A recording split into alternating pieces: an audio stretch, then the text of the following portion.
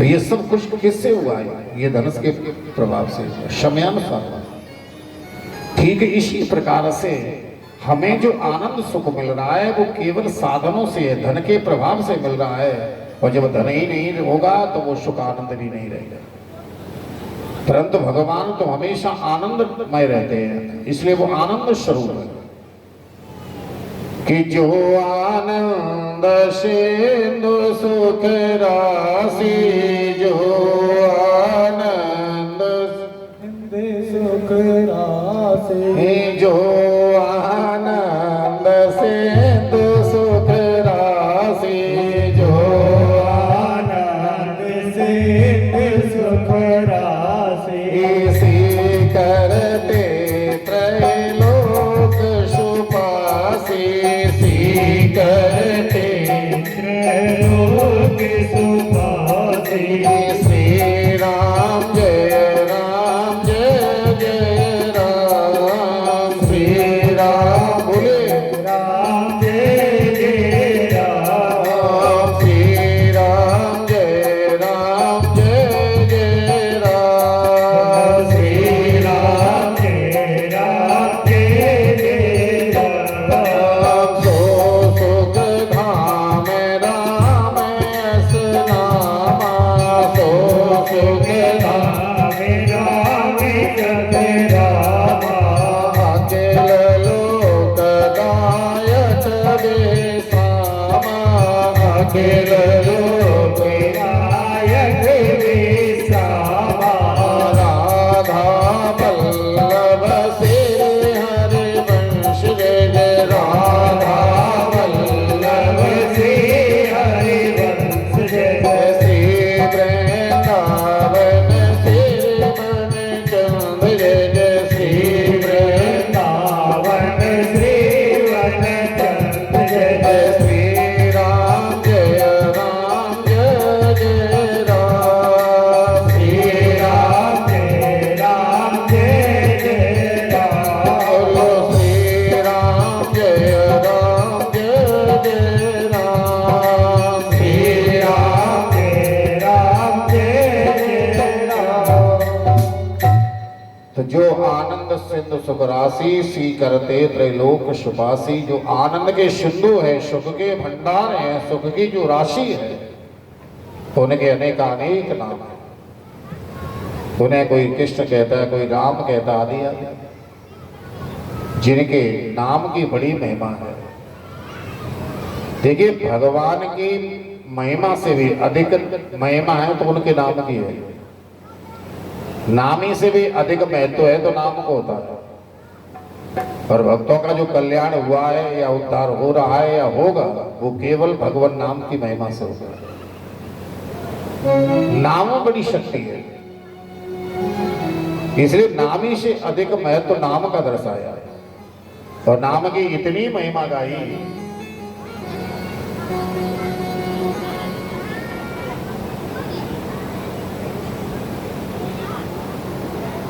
कि मंगल भवन मंगल हारी, मंगल भवन मंगल हारी, द्रवंश दशरथ अजिर बिहारी, द्रवंश दशरथ अजिर बिहारी। श्री राम जय राम, जय जय राम, श्री राम जय राम जय जय राम। बोलो श्री राम जय राम, जय जय राम, श्री राम जय राम जय जय राम। तो मंगल भवन अमंगल हारी, नाम लेने मात्र से ही जीवन में जो अमंगल हो रहा है भगवान उसका हरण कर लेते हैं और उसके बदले में मंगल प्रदान कर देते हैं। भगवान जो नाम है, नाम की महिमा से जीव नाना प्रकार के सांसारिक बंधनों से भी मुक्त हो जाता है। इतनी महिमा है ना। हमारे श्री धाम वृंदावन में, प्रेम से बोलो जय श्री राधे, आज से करीबन 550 वर्ष पूर्व जब वृंदावन घनघोर जंगल था,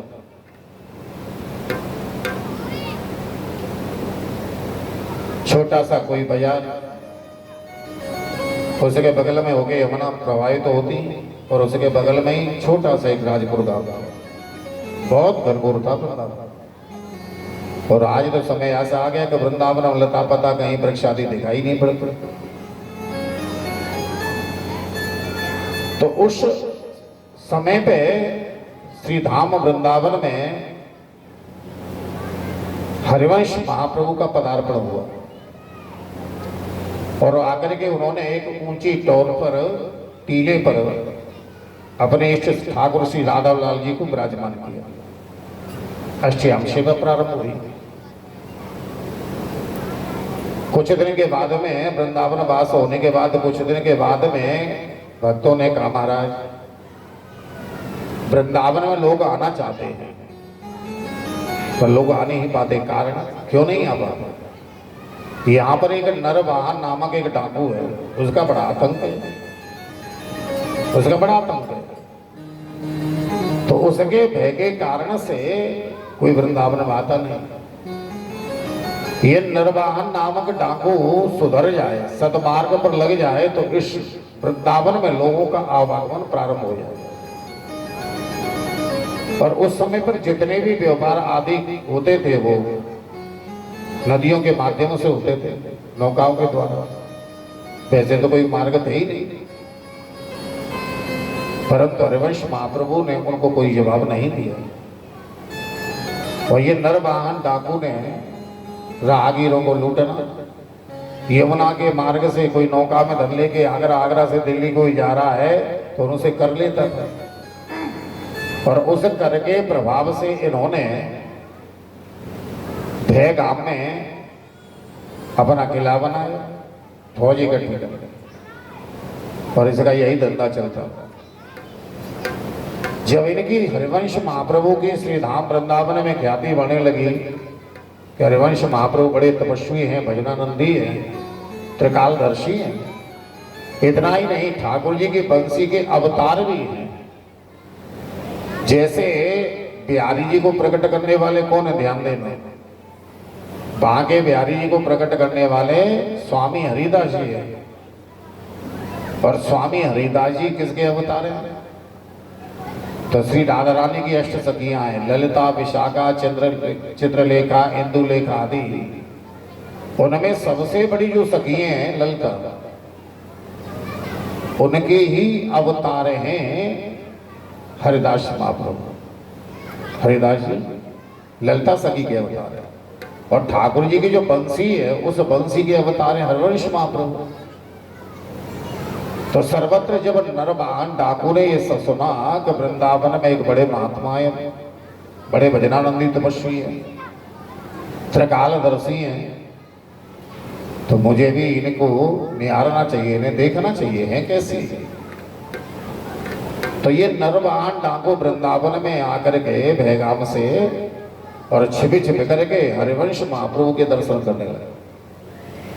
हमने कई बार कथाओं के माध्यम से निवेदन करते हैं कि संत वही है, तो उस संत के दर्शन करके दुर्जन का भी स्वभाव बदल जाएगा। वो संत सर्वोपरि है, श्रेष्ठ, जो सन्मार्ग पर लग जाए। जब इन्होंने एक दिन छिप करके आचार्य हरिवंश महाप्रभु को निहारा, देखा, दर्शन किए, तो इसका मन परिवर्तन हो गया। अब एक दिन के दर्शन करने से ये विचार करने लगा कि मुझे इनकी शरणागति मिलनी चाहिए, इनके चरणों का मुझे आश्रय मिलना चाहिए। ये दिन की कृपा हो जाए तो मेरा जीवन सुधर जाएगा।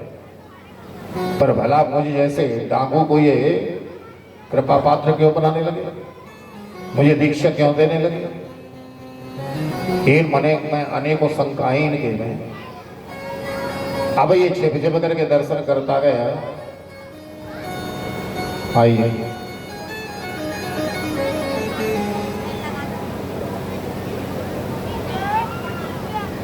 बोले वृंदावन बिहारी लाल की।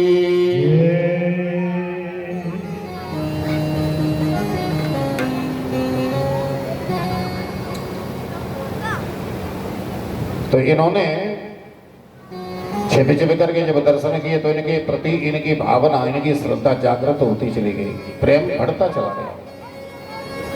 और एक दिन बड़ा साहस इन्होंने किया और साहस करके हरिवंश महाप्रभु के चरणों में जाकर के गिर पड़े। बार बार विनती की, प्रार्थना की कि आप मुझे अपने चरणों का आश्रय प्रदान करें। और हरिवंश महाप्रभु ने इनके ऊपर कृपा की, इन्हें मंत्र दिया, शिष्य बना दिया, साधना बता दी कि राधा बाबा जी की आरती करते रहो, सेवा करो इनकी।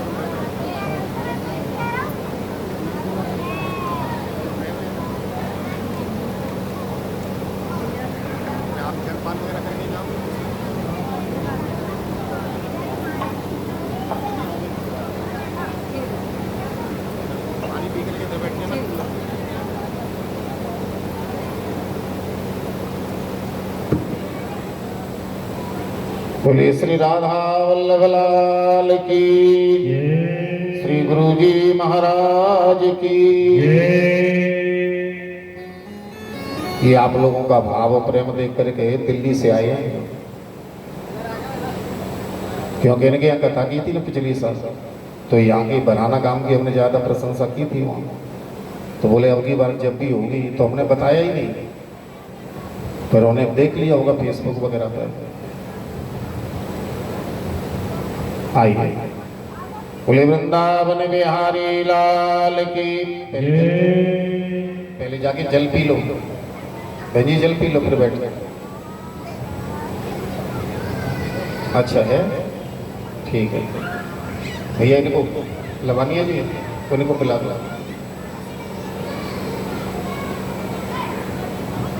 गोविंद मेरो है, गोपाल मेरो है, गोविंद मेरो है, गोपाल मेरो है, गोविंद मेरो है, गोपाल मेरो है, गोविंद मेरो है, गोपाल मेरो है।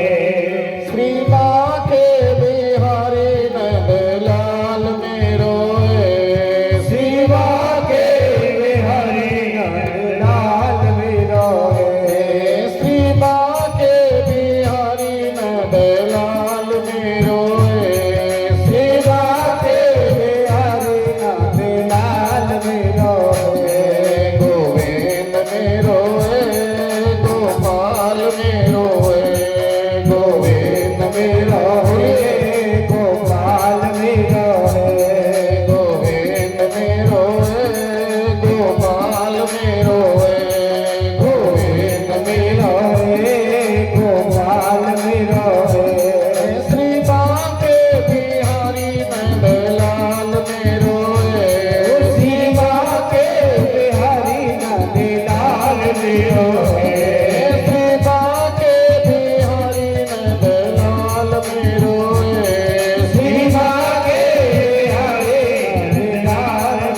है। गोविंद मेरो है, गोपाल मेरो है, गोविंद मेरो है, गोपाल मेरो है, गोविंद मेरो है, गोपाल मेरो है, गोविंद मेरो है,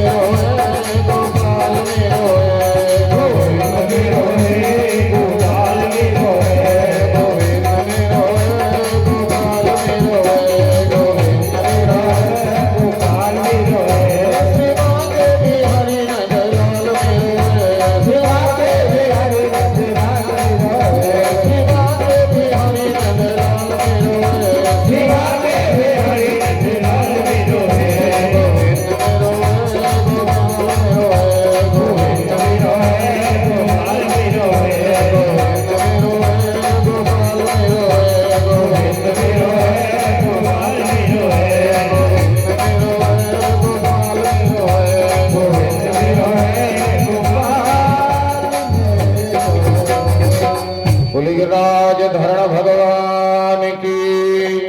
जय। तो हरिवंश महाप्रभु ने नरवाहन जी को दीक्षा दी, अपना शिष्य बना लिया। ठाकुर जी की पूजा अर्चना बताई, सारी विधि बताते हुए कहा कि निरंतर श्री राधा वल्लभ श्री हरिवंश नाम का जप करते रहो। बड़ी निष्ठा से इन्होंने ठाकुर जी की सेवा प्रारंभ की और हर समय अपनी युवा से ठाकुर जी का नाम लेते रहते थे। अब इन्होंने जो राजकाज का भार था नरवाहन डाकू ने अपने मंत्री आदियों को सौंप दिया। ये नाम की महिमा है, ध्यान देना। संत दर्शन करने का फल है। राजकाज का जो भार था वो सभी सौंप दिया और स्वयं ठाकुर जी की निरंतर सेवा में और भजन में लगे रहे। एक बार इसी अवधि में एक दिल्ली का व्यापारी धन कमाने के उद्देश्य से नौका में धन रखा और आगरा की ओर चल पड़ा, जिसके साथ में सुरक्षा कर्मी 700 व्यक्ति हैं।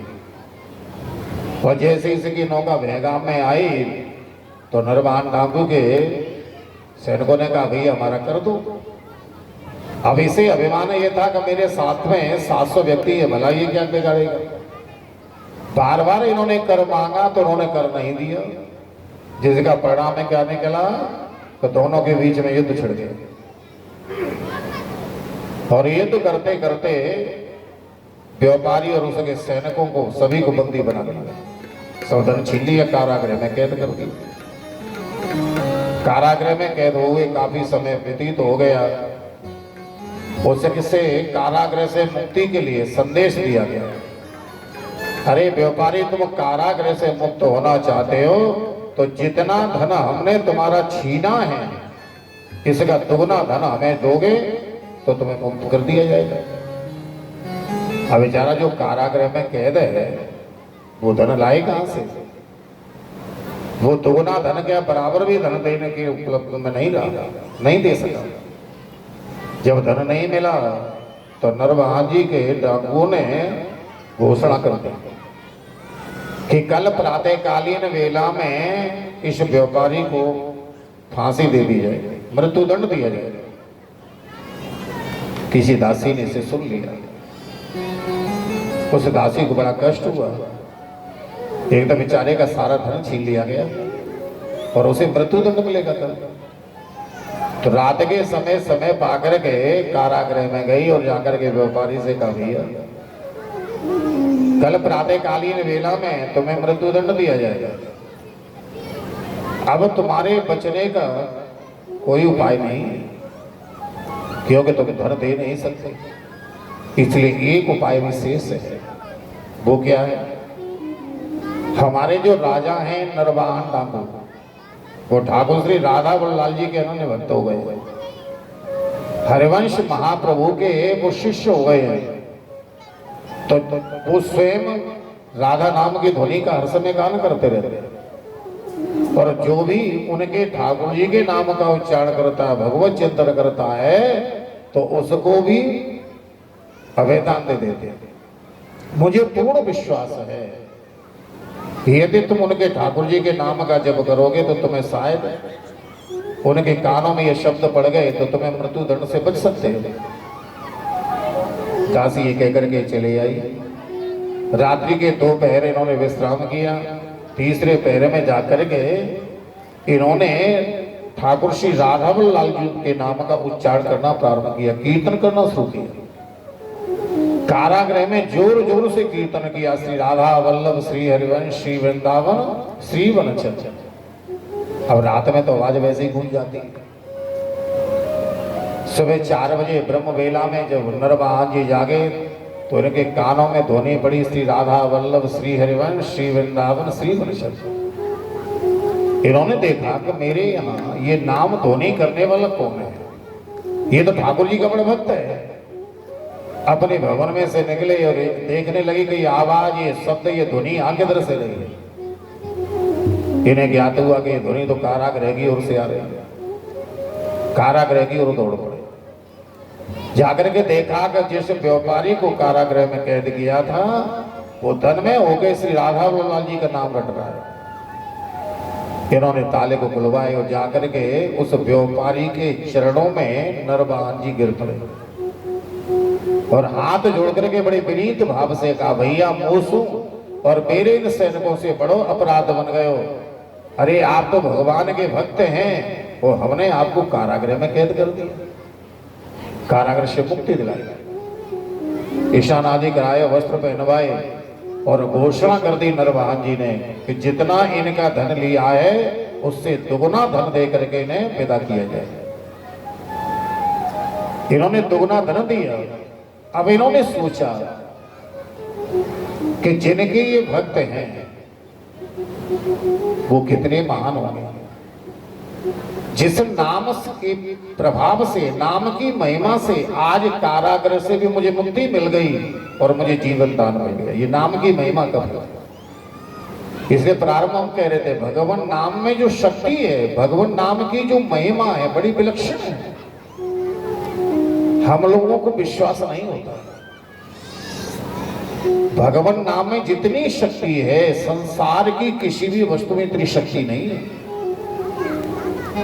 हम भगवान नाम की महिमा से, भगवान नाम के जप से आप जीवन में जो उपलब्ध करना चाहते हो वो उपलब्ध हो सकता है, पर होनी चाहिए हमारी निष्ठा, विश्वास होना चाहिए, निरंतर उसका जप होना चाहिए। जप करने के लिए आवश्यकता नहीं है कि हमें माला की ही आवश्यकता पड़ेगी। जप के लिए आवश्यकता नहीं है कि एकांत में बैठ करके ही भजन होगा। आपको जो भी नाम प्रिय है, राधे श्याम सीताराम ओम नमः शिवाय आदि आदि, उस नाम को जुआ से निरंतर बस जपते रहो।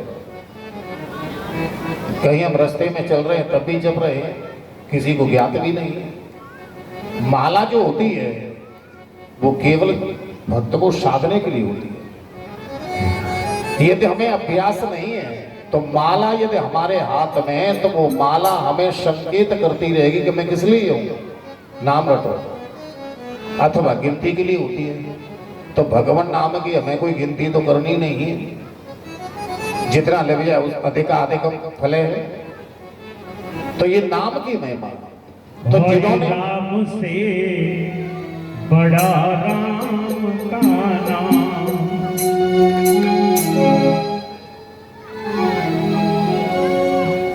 अंत में यही आवेगो तेरे काम, अंत में यही आवेगो तेरे काम, राम से बड़ा राम का नाम, राम से बड़ा राम का नाम, राम से बड़ा राम का नाम, अंत में यही आवेगो तेरे काम, अंत में यही आवेगो तेरे काम,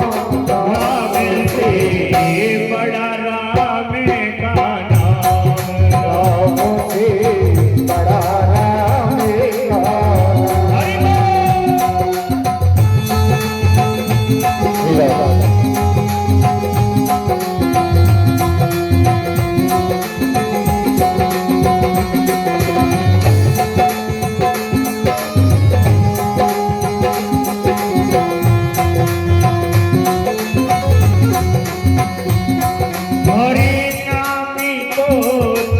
चिंता हो रही, नाम न हो बदनाम, ओ नाम न हो नामी को बदनाम,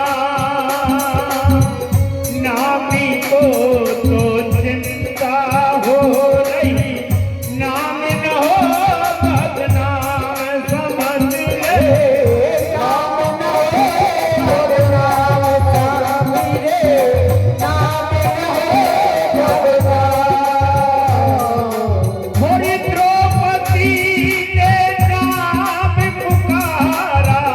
द्रौपदी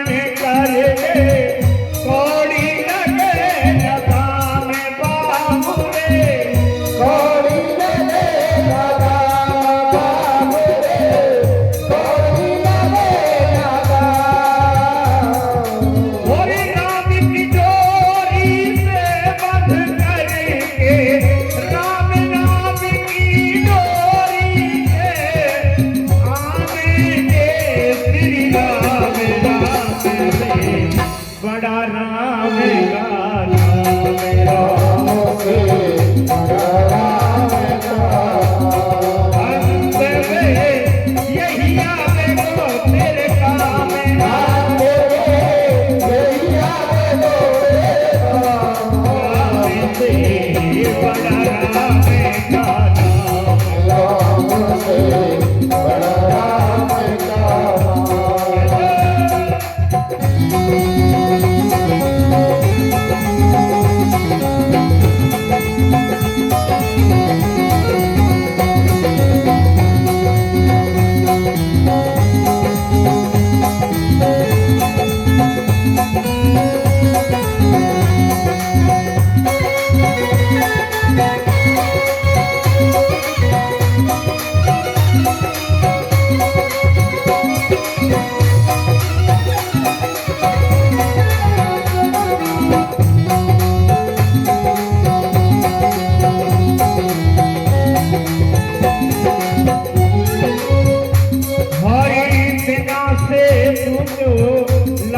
सकेगा बिना से तुके साधन को भी लाग सकेगा राम सवरिया नाम सकेगा राम बाबे नाम सकेगा राम।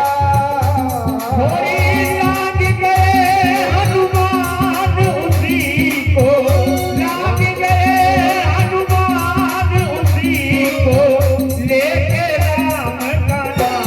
राम से बड़ा राम का नाम राम से बड़ा राम का नाम। अंत में यही आवे वो तेरे काम में। अंत में यही आवे वो तेरे काम। अंत में यही आवे वो तेरे काम। राम से बड़ा राम का नाम।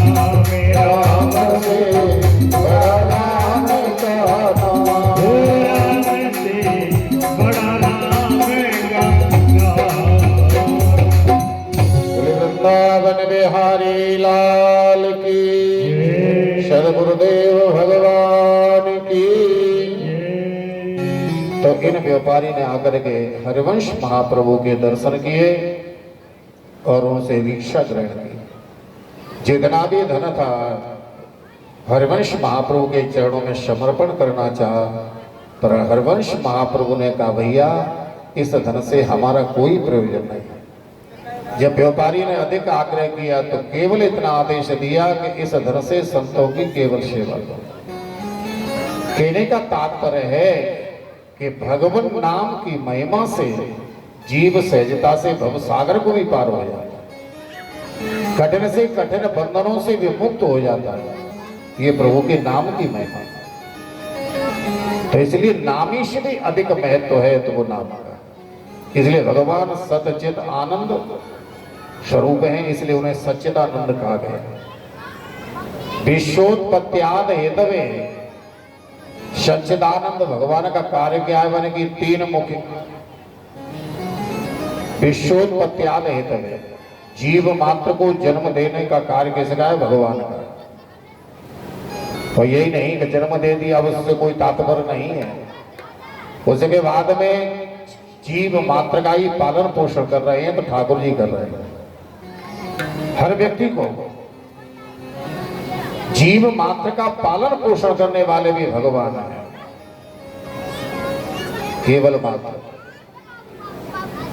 एक मनुष्य ऐसा है जो दिन रात धन के पीछे भाग रहा है, इसलिए उधर पूर्ति के लिए। अच्छा 84 लाख योनियों में अन्य योनियों को अवलोकन किया जाए, देखा जाए तो कोई धन संचित कर रहा है क्या, कोई धन कमाता है क्या? इन 84 लाख योनियों में कमाने वाला है तो केवल एक मनुष्य है। क्या अन्य योनि जितनी है वो लोग भूखे मरते हैं क्या? उधर पूर्ति दोनों की भी हो रही है, पर इस मनुष्य का पेट इतना उधर बढ़ा है कि ये दिन रात भाग रहा है और अपने इस धन से जब संतुष्टि नहीं होती तो ये दूसरे के धन को भी बार बार हड़पने की चेष्टा कर रहा है। इसका भी धन मेरे पास आ जाए, उसका भी आ जाए, उसका भी आ जाए। इसलिए पत्नी, पुत्र, परिवारजन, सगे संबंधियों के पालन पोषण के लिए,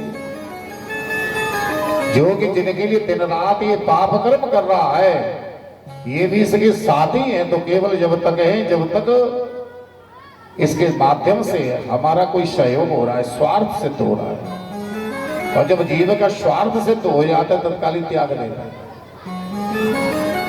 पर ऐसे की उधर पूर्ति नहीं हो रही, फिर भी पेट खाली का खाली ही रहता है। इसलिए कहा है भागवत के साधन स्कंद में कि संरक्षित आरक्षित यो ही गर्भ है। जिसने मां के उदर में रक्षा की है वो मां के उदर से बाहर आने के बाद भी रक्षा कर रहे हैं, समय समय पर अन्न की उपलब्धि कर रहे हैं, समय समय पर जल की व्यवस्था कर रहे हैं। ठाकुर जी क्या नहीं कर रहे, सब कुछ कर रहे हैं। मलुकदास जी ने भी तो कहा है कि अजगर करे न चाकरी, पंछी करे न काम, दास मलुका कह रहे सबके दातारा। कोई पक्षी आदि कोई कार्य नहीं करते, फिर उनकी उधर पूर्ति हो रही है, उनका जो आहार है वो भोजन के रूप में मिल रहा है, क्योंकि सबके रक्षक सबके पालक तो भगवान है, पर उसके ऊपर मनुष्य का विश्वास नहीं। तो जीव को जन्म देना, जन्म देने के बाद में उसका पालन पोषण करना, और इतना ही नहीं, जब भगवान की इच्छा होती है तो उसका संहार भी करना। ये तीन मुख्य कार्य हैं भगवान के। जीव को जन्म देना, फिर उसका पालन पोषण करना, और भगवान की इच्छा अनुसार उसका संहार होना।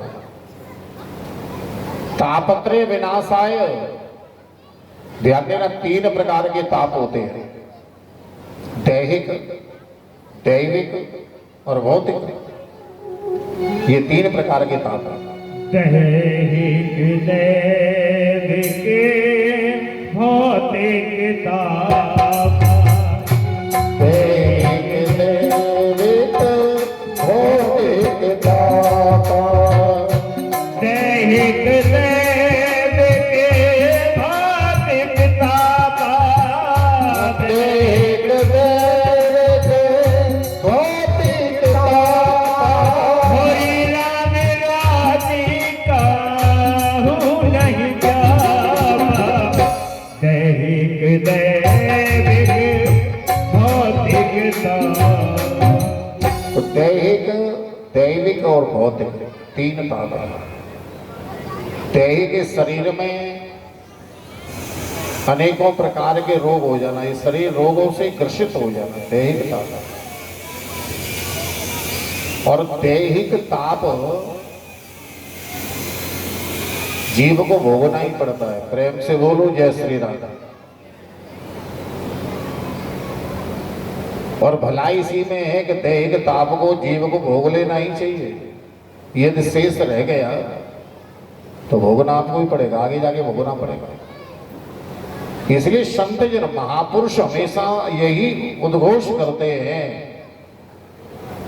उस दैहिक ताप को एक जन्म में ही भोगना चाहिए। उसके लिए भगवान से कभी प्रार्थना नहीं करनी चाहिए। अनेक प्रकार के रोगों से ये शरीर ग्रसित हो जाता है। अनेक डॉक्टरों को दिखाया, खूब वैद्यों को दिखाया है, पर दवा कोई काम नहीं कर रहे।